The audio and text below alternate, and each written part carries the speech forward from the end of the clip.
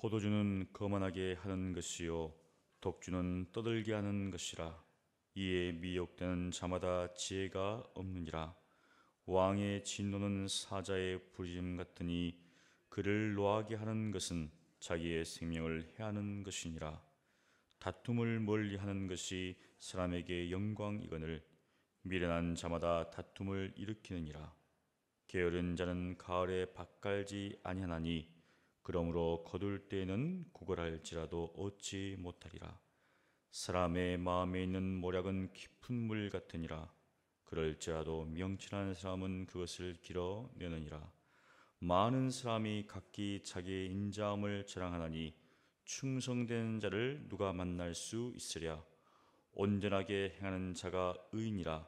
그의 후손에게 복이 있느니라. 심판 자리에 앉은 왕은 그의 눈으로 모든 악을 흩어지게 하느니라. 내가 내 마음을 정하게 하였다, 내 죄를 깨끗하게 하였다 할 자가 누구냐? 한결같이 하는 저울추와 한결같이 하는 데는 다 여호와께서 미워하시느니라. 비록 아이라도 자기의 동작으로 자기 분명히 청결한 여부와 정직한 여부를 나타내느니라. 듣는 귀와 보는 눈은 다 여호와께서 지으신 것이니라. 너는 잠자기를 좋아하지 말라. 내가 빈궁하게 될까 두려우니라. 내 눈을 그리하면 양식에 족하리라. 물건을 사는 자가 좋지 못하다 하다가 돌아간 후에는 자랑하느니라. 세상에 금도 있고 진주도 많거니와 지혜로운 입술이 더욱 귀한 보배니라. 타인을 위하여 보증선자의 옷을 취하라. 외인들을 위하여 보증선자는 그의 몸을 볼모 잡을지니라. 속이고 취한 음식물은 사람에게 맛이 좋은 듯하나 후에는 그의 입에 모래가 가득하게 되리라. 경영은 의논함으로 성취하나니 지략을 베풀고 전쟁할지니라. 두루 다니며 한담하는 자는 남의 비밀을 누설하나니 입술을 벌린 자를 사귀지 말지니라. 자기의 아비나 어미를 저주하는 자는 그의 등불이 흑암 중에 꺼짐을 당하리라. 처음에 속히 잡은 사람은 마침내 복이 되지 아니하느니라. 너는 악을 갚겠다 말하지 말고 여호와를 기다리라. 그가 너를 구원하시리라. 한결같이 하는 저울추는 여호와께서 미워하시는 것이요 속이는 저울은 좋지 못한 것이니라. 사람의 걸음은 여호와로 말미암나니 사람이 어찌 자기의 길을 알 수 있으랴.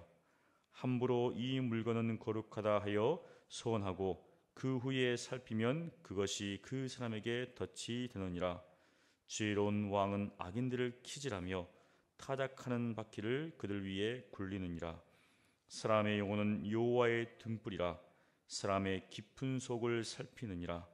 왕은 인자와 진리로 스스로 보호하고 그의 왕위도 인자함으로 말미암아 견고하니라.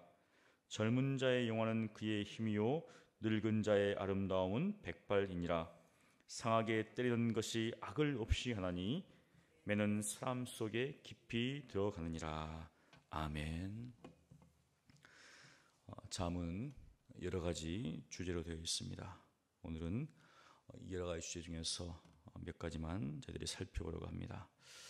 우리 20장 1절에 포도주는 거만하게 하는 것이요 독주는 떠들게 하는 것이라. 이 포도주는 거만하게 한다. 거만한 자는 다른 사람들 업신여기죠. 조용합니다. 비웃죠. 그런 역할을 하고 독주는 떠들게 한다. 말이 많아진다는 것이죠. 그런데 19장 마지막 절에 이런 말이 있습니다.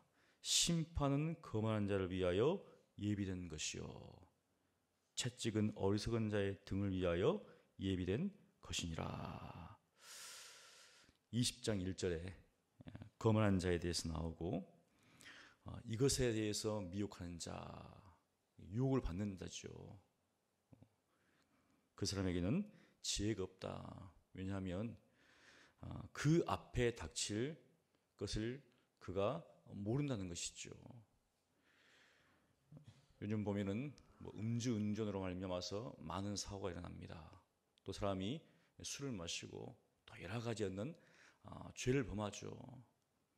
그리고 항상 하는 말이 술 때문에 그렇다는 것이죠. 지혜로운 사람은 아예 안 마시죠. 그러면 왜냐하면 그런 사고를 일으킬 수 있기 때문에. 그런데 그런 것을 알면서도 앞에 있는 그 즐거움이죠. 술로 말미암아서 느낄 수 있는 그러한 쾌락 이런 것들에 빠져서 그것을 마시고 운전하다가 또 그로 말미암아서 여러 가지 사건 사고를 일으킵니다.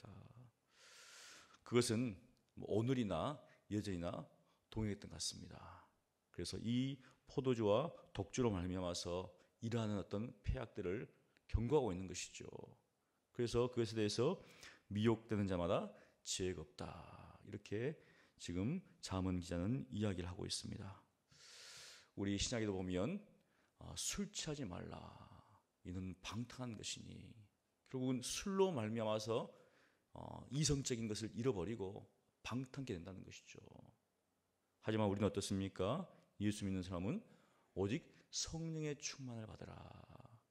성령의 인도하심 가운데 살아야 되지 세상의 어떤 이 술로 말미암아서 인도하는 가운데 살아가면 이런 큰 문제를 일으킨다는 것이고 결국은 어떻습니까? 하나님 앞에 책망을 받을 수밖에 없고 심판을 받을 수밖에 없다는 사실이죠.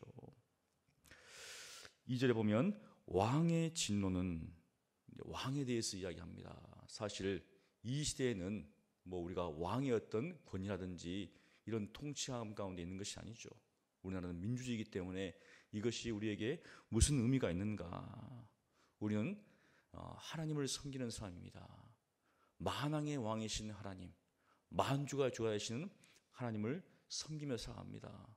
그 다스리심 가운데 살고 있는 것이죠. 하나님의 왕권, 그 통치 가운데 살고 있는 것이죠. 그렇다면 우리가 바로 이 왕에 대해서 어떤 마음을 가져야 될 것인가? 여기 보니까 왕의 진노, 두려움이죠. 그 두려움에 대해서 우리가 얼만큼 하나님에 대해서 경외함을 가질 것인가. 요즘처럼 하나님에 대해서 쉽게 생각하는 경향이 있었던 때는 없었던 것 같습니다. 너무 쉽게 생각해요. 하나님에 대해서. 근데 그 하나님의 진노가 얼마나 큰가. 우리가 구약을 살펴보면 하나님이 얼마나 두려우신지를 우리가 알 수 있습니다. 그래서 어떤 사람은 너무 하나님이 잔인하시다. 그래가지고 이 구약을 인정하지 않는 그런 사람들도 있었거든요. 사랑의 하나님이 이렇게 모든 사람을 죽이라고 하느냐. 이런 건 없다. 그런데 하나님의 공의로우심과 정의로움 속에서 그 모든 일들이 일어나는 것이죠. 하나님이 그렇게 상했던 이스라엘도 하나님 앞에 범죄했을 때 하나님께서 그 나라 자체를 사라지게 만들어버리잖아요. 그래서 예수님께서도 두려워할 자를 두려워하라. 하나님만 두려워하는 것이죠. 8절에 보면 그 왕은 심판 자리에 있습니다. 심판 자리에 앉은 왕은 그의 눈으로 모든 악을 흩어지게 한다. 하나님이 마지막 날에 심판 자리에 앉아 계시죠. 그리고 모든 악에 대해서 하나님께서 심판하십니다. 정의와 공의로 심판하죠. 우리가 하나님 앞에 섰을 때 얼마나 두렵겠습니까? 그러나 감사하게도 예수 그리스도 그분을 말미암아서 우리는 하나님의 심판에서 제외되죠. 얼마나 감사한 일인가. 26절에 이렇게 이야기합니다. 26절에도 왕에 대해서 이야기하기를 지혜로운 왕은 악인들을 키질하며 타작하는 바퀴를 그들 위에 굴린다. 하나님께서 왕 계시는 그 하나님께서 악한 자들을 결국은 다 멸망시키시죠. 이 땅에서 선한 자들이 잘 되면 얼마나 좋겠습니까? 그런데 악인들이 흥황합니다. 그것을 보고 우리는 어떻습니까? 한탄하고 이해할 수 없을 때가 있죠. 저렇게 악한 사람들이 잘 될 수가 있는가? 하지만 마지막에 보면 그들의 형통함이 도리어 그들에게는 올무가 되는 사실을 우리는 알 수가 있습니다. 그리고 28절에 왕은 인자와 진리로 스스로 보호하고 그의 왕도 인자함으로 말미암아 견고하리라. 이 세상에 수많은 왕들을 보면 힘을 가지려고 했습니다. 군사력이죠. 그래서 무자비하게 통치하는 그런 일들이 일어났습니다. 하지만 우리의 왕이신 하나님은 인자와 진리로 지금도 온 세상을 다스리시죠. 만일 그렇지 않다면 이 세상에 살아남아 있을 사람이 누가 있겠는가? 사랑하는 성도 여러분, 오늘도 하나님의 그 통치하심 속에서 사시기를 바랍니다. 악인들이 흥하다 할지라도 또 우리의 삶 가운데 우리가 이해하지 못하는 상황이 벌어진다 할지라도 하나님은 인자하시고 하나님은 자비로우십니다. 그 통치하신 가운데 맡기시는 여러분 되시기를 바랍니다. 4절에 보면 게으른 자는 가을에 밭 갈지 아니한다. 우리나라는 봄에 밭 갈지만 이 이스라엘은 가을에 밭을 갈죠. 그리고 늦은 봄에 거둡니다. 당연히 가을에 밭을 갈지 않은 사람은 늦은 봄에 거둘 수가 없죠. 그런데 이 보니까 거둘 때에는 구걸할지라도 얻지 못한다. 이렇게 게으른 사람의 결과를 이야기해주고 있습니다. 그 다음에 13절에도 이렇게 이야기하죠. 너는 잠자기를 좋아하지 말라. 잠자기를 좋아하지 말라. 내가 빈궁하게 될까 두려우니라. 너의 눈을 뜨라. 눈을 뜨고 있으면은 뭐 양식이 들어온다는 그것이 아니라 눈을 뜨고 일을 하라는 것이죠. 하나님께서 우리에게 6일 동안은 열심히 일하라고 했습니다. 열심히 먹고 살라 이렇게 생각하시는 분들이 있는데 하나님께서 창조주 하나님께서 그렇게 창조기를 일을 하신 것처럼 우리도 하나님의 백성으로서 그렇게 일을 하라는 것이죠. 창조기는 일을 하라는 겁니다. 그래서 게으르지 말고 하나님께서 맡긴 일들을 잘 감당하라는 겁니다. 돈 버는 일은 세상적인 일이고 교회에서 일하는 일은 참 거룩한 일이다. 이거는 이원론적이죠. 모든 것이 다 하나님의 통치함 가운데 있기 때문에 그런 일들을 잘 감당하는 것이죠. 특별히 이제 여기 보면 여러 가지 이야기가 나옵니다. 우리 6절에 보면 우리 10절에 보면 이제 상거래가 나옵니다. 한결같이 하는 저울추와 한결같이 하는 되는 10절에 보면 상거래에 대해서 몇 가지가 나옵니다. 14절에도 10절에 보면 부정직하게 하지 말라는 것이죠. 14절에도 물건을 사는 자가 좋지 못하다 하다가 그렇잖아요. 이거 별로 안 좋습니다. 어떻게 해서든지 깎아야 되니까. 하지만 깎은 후에 가가지고 어떻습니까? 야, 잘 샀다. 또 사람들한테는 하는 거죠. 아주 싸게 잘 샀다는 거예요. 이 당시나 지금이나 비슷하죠. 팔려고 하는 사람은 비싸게 팔려고 하고 살려고 하는 사람은 싸게 살려고 합니다. 그것이 그렇죠. 어떻게 해서든지 그 상품에 대한 것을 깎아내려고 하는 것이죠. 그리고 16절에도 보증에 대해서 이야기합니다. 보증을 서지 마라. 우리 믿는 사람들 이거 참 어려운 상황을 봤을 때 이웃을 봤을 때 또 친척을 봤을 때 보증을 섰다가 어려움을 당하는 경우가 굉장히 많습니다. 제 친척 중에서도 보증을 서다가 친척끼리 원수가 되어버렸어요. 이제 보증을 서서 해줬는데 회복이 된데도 불구하고 안 갚아주는 거예요. 결국은 원수가 되는 것이죠. 그리고 17절에도 보면 동일하게 나오죠. 속이고 취한 음식물은 사람에게 맛이 좋은 듯하나 속임이죠. 속이지 말라는 것이죠. 얼마나 이런 일상적인 삶 가운데서 일하는 모든 것들 속에서 부정직과 속임이 있고 여러 가지가 되어 있습니다. 우리는 이 땅을 살아갈 때 그런 일을 안 하면 살 수가 없는 것이죠. 다 그런 어떤 상업적인 일을 하고 있습니다. 다들 하고 있습니다.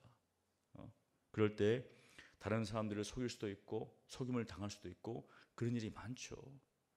하지만 하나님을 믿는 우리는 어떻게 살 것인가? 정직하게 살고 또 정말 일을 할 때 돈이 중요한 게 아니라 사람이죠. 우리는 항상 하나님과의 관계 속에서 사람과의 관계 속에서 살아갑니다. 죄는 어떻게 집니까?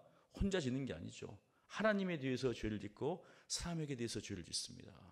하나님을 사랑해야 되는데 하나님 대신에 다른 것을 사랑하고, 이웃을 사랑해야 되는데 도리어 이웃을 미워하고, 이런 것들이 다 죄죠. 관계적인 문제입니다. 그러니까 우리가 일반적인 삶을 살아갈 때도 마찬가지죠. 돈 때문에 결국은 무엇입니까? 욕심이죠. 내 것을 취하려고 하니까 하나님보다, 내 것을 취하려고 하니까 다른 사람보다, 결국은 다른 사람을 속이게 되는 것이죠. 이런 일들이 많다는 겁니다. 그래서 우리는 일상적인 삶 속에서 하나님의 그 통치하심을 기억하는 가운데 살아가는 것이죠. 그게 바로 지혜로운 삶이라는 겁니다. 특별히 그러면 6절에 이런 말이 나옵니다. 많은 사람이 각기 자기의 인자함을 자랑하나니 충성된 자를 누가 만날 수 있으랴. 쉽지 않다는 것이죠. 사람들은 자기를 막 자랑합니다. 나는 이런 사람이다, 저런 사람이다. 하지만 잠언 기자는 충성된 사람이 어디 있는가? 말은 그렇게 다 합니다. 근데 실질적으로 그가 충성된 사람인가? 그렇지 않다는 것이죠. 또 9절에도 이렇게 이야기합니다. 내가 내 마음을 정하게 하였다, 내 죄를 깨끗하게 하였다 할 자가 누구인가? 하나님 앞에서 우리 자신의 모습을 보면 누가 나는 충성된 사람인가 이렇게 할 수 있겠습니까? 없다는 것이죠. 그런데 이 땅에서는 그렇게 자기를 막 한다는 거예요.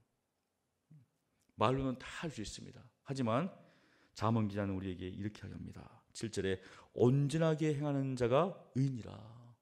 행함으로 그것을 증명하라는 것이죠. 정말 충성된 자인가? 그렇다면 행함으로 그것을 보이라는 겁니다. 그래서 11절에도 비록 아이라도 자기의 동작으로 자기 분명히 청결한 여부와 정직한 여부를 나타낸다는 겁니다. 우리는 알잖아요. 아무리 말을 그렇게 해도 실질적으로 그가 그렇게 행하지 않으면 그 사람이 그런 사람이 아니라는 겁니다.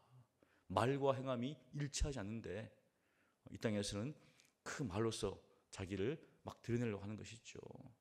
하지만 신실한 사람은 말이 아니라 행함을 통해서 그것을 드러냅니다. 여러분은 행함을 통해서 여러분의 믿음을 드러내시기를 바랍니다. 아무리 말을 많이 해도 결국 무엇입니까? 겪어보면 알잖아요. 겪어보면 저 사람이 저런 사람이구나. 말이 없지만 그 삶을 통해서 우리가 그 사람이 믿음이 있는 사람인지 믿음이 없는지를 알 수가 있습니다.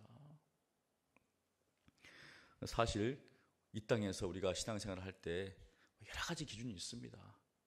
주일을 성수하고 예배를 참석하고 그 다음에 새벽 예배를 나오고, 사실 이러한 것이 신앙의 기준이 될 수 있는가?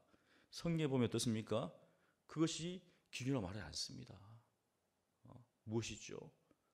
성령의 열매를 맺고 있는가? 이거죠. 바리새인들이 얼마나 철저하게 율법을 지켰습니까? 아마 새벽 예배를 다 참석했을 거예요. 모든 예배를. 근데 예수님은 그들에 대해서 굉장히 비판했죠. 왜? 말씀대로 행하지 않기 때문에. 그래서 이러한 것들이, 외적인 것들이 신앙의 기준이 될 수 없습니다. 실제로 그가 주님처럼 살고 있는가? 그게 참된 기준이죠. 사실 사도행전을 보면은 모든 성도들이 예루살렘에 왔습니다. 모일 때마다 모였죠. 참 다 모이니까 열심히 한다. 그만큼 신앙의 기준이 떨어지니까 이제 그것으로 사람들을 평가하는 것이죠. 얼마나 성경을 많이 읽었는가. 근데 그게 아니죠. 그 말씀대로 살고 있는가. 그게 그 말씀대로 열매를 맺고 있는가. 그게 기준이죠. 삶입니다. 그래서 오늘 말씀 속에서도 우리가 그 말씀대로 행하고 있는가, 행함을 통해서 그것을 보이고 있는가, 그게 바로 참된 지혜로운 삶이죠. 그 다음에 12절부터 이제 하나님께서 지으신 우리 육체에 대해서, 신체에 대해서 이야기합니다. 듣는 귀와 보는 눈 다 여호와께서 지으신 것이니라. 이 말씀을 우리가 참 묵상하면 우리의 눈도, 우리의 귀도, 우리의 입술도, 우리의 손과 발도, 우리의 모든 신체 기관이 다 하나님께로부터 왔다는 거예요. 하나님께서 지으실 때 분명한 목적이 있었겠죠. 무엇을 위해서 우리의 눈과 우리의 귀와 우리의 입술을 지었는가? 다 하나님의 그 영광을 위해서, 하나님을 위해 살라고 다 지어진 것이죠. 그래서 우리 듣는 것도 마찬가지입니다. 선한 것을 들어야 되겠죠. 하지만 악한 사람은 악한 것을 들으려고 합니다. 믿음의 사람들은 믿음에 있는 것들을 보려고 하겠죠. 관심을 가지고. 그런데 죄인들은 그게 아니죠. 하나님께서 싫어하는 것들을 막 보려고 합니다. 그 욥 같은 경우에는 어떻습니까? 자기는 처녀에게 주목하지 않았다. 왜? 죄를 짓기 때문에. 그래서 눈과 귀와 입술 이 모든 것들을 가지고 우리가 다 주의한다는 것이죠. 특별히 문제가 무엇입니까? 눈과 귀는 어떻습니까? 듣고 수동적인 게 있습니다. 이렇게. 근데 가장 문제가 입이지요. 맞잖아요. 눈으로 죄를 지으면 어떻습니까? 그냥 짓는 거, 자기한테 짓는 거예요. 귀도 마찬가지고. 그런데 입은 전파를 합니다. 그래서 가장 무서운 무기가 우리의 혀죠. 혀기 때문에 딱 안에 있습니다. 말을 많이 하지 말라고. 왜? 이걸 나오면 다른 사람들을 죽이게 되니까 그렇게 해야 하는 것이죠. 그래서 15절에 보면 이렇게 이야기합니다. 세상에 금도 있고 진주도 많거니와. 우리 함께 읽습니다. 지혜로운 입술이 더욱 귀한 보배니라. 금도 있고 그리고 진주도 많습니다. 그런데 지혜로운 입술은 더 귀한 보배다. 그러니까 집에 막 금덩이가 있고 막 진주 목걸이, 진주기가 막 있어요. 그런데 그것보다 더 귀한 게 무엇입니까? 입술인데 어떤 입술요? 지혜로운 입술이다. 많지는 않죠. 그래서 이걸 잘 감춰두셔야 됩니다. 지혜는 하나님을 경외하는 것의 근본이죠. 하나님을 경외하는 삶을 사는 사람은 어떻습니까? 지혜로운 사람이고 그 입술이 지혜로울 수밖에 없는 거예요. 그래서 함부로 말하지 않습니다. 하지만 또 반대로 어떤 입술이 있는가? 19절에 보니까 두루 다니며 한담하는 자는 말을 하는 거죠. 이제 여기서 듣고 이야기하고 저기서 듣고 이야기하고 남의 비밀을 누설합니다. 다른 사람의 비밀을 누설한다는 거예요. 그러니까 어떤 입술은 지혜로운 입술이지만 어떤 입술은 폐악한 입술이죠. 막 이간질시키고 어렵게 만듭니다. 그런데 우리가 아는 것은 무엇입니까? 우리의 눈과 귀와 입술은 다 하나님께서 지으신 것이다. 그러면 우리가 볼 때도 하나님께서 이걸 기뻐하시는 것인가? 들을 때도 하나님께서 이것이 원하시는 것인가? 우리가 말할 때도 이것이 하나님께서 정말 원하시는 것인가? 합당한 것인가? 생각하는 것이죠. 사랑하는 성도 여러분, 우리가 오늘 말씀을 살펴보았습니다. 우리는 오늘도 하나님의 주권과 통치함 가운데 살고 있습니다. 그래서 오늘 말씀 속에 24절에 이렇게 이야기하죠. 함께 읽습니다. 사람의 걸음은 여호와로 말미암나니 사람이 어찌 자기의 길을 알 수 있으랴. 우리는 알 수 없습니다. 오늘 하루 우리에게 어떤 일이 날지 알 수 없습니다. 하지만 확실한 것은 있어요. 우리가 오늘도 하나님의 뜻으로 살 것인가 아니면 하나님의 뜻과 정반대로 살 것인가, 그것은 우리가 알 수 있는 것이죠. 오늘도 말씀 가운데 그렇지, 하나님께서는 우리가 지혜로운 삶이 되기를 원하지, 하나님의 주권과 통치하심 가운데 살기를 원하지, 우리의 모든 것들은 다 하나님께로부터 왔으니 정말 하나님의 영광을 위해 살아야 되지. 그것은 무엇입니까? 우리가 알 수 있는 것이죠. 그리고 어떻습니까? 우리에게 난 모든 것들을 우리가 해석할 때 하나님의 주권 가운데서 그것을 해석할 수 있다는 것이죠. 사람이 볼 때 복이 되는 것도 때로는 어떻습니까? 독이 될 수 있는 것이고, 세상적으로 볼 때 독이 되는 것도 우리에게 어떻습니까? 복이 될 수 있는 것이거든요. 무엇으로 바라볼 때? 하나님의 시야로 바라볼 때. 그래서 우리 앞에 있는 모든 걸음은 다 하나님께로부터 있습니다. 오늘도 하나님의 주권을 인정하시고 모든 일상적인 삶 가운데서 하나님께서 기뻐하시는 그런 정직한 삶, 믿음의 삶, 신실한 삶, 그리고 우리의 모든 신체를 통해서, 몸을 통해서 하나님 앞에 영광 돌리시는 여러분 되시기를 간절히 축원합니다. 기도하겠습니다. 거룩하신 하나님 감사합니다. 오늘도 주의 말씀을 통하여서 우리를 일깨워 주시고 그 말씀 가운데 살 수 있도록 은혜 주시니 감사합니다. 들은 바 말씀을 잊지 않게 하시고 그 말씀을 준행함으로 하나님께서 기뻐하시는 믿음의 삶을 살게 하여 주시옵소서. 우리 앞에 많은 일들이 있습니다. 그 모든 일들 속에서 하나님의 선하심과 인자하심을 깨달을 수 있도록 도와주시고 우리를 위해서 모든 것을 합력하여 선을 이루시는 그 하나님을 오늘도 경험하는 삶을 살게 하여 주시옵소서. 감사하고 예수님 이름으로 기도합니다. 아멘.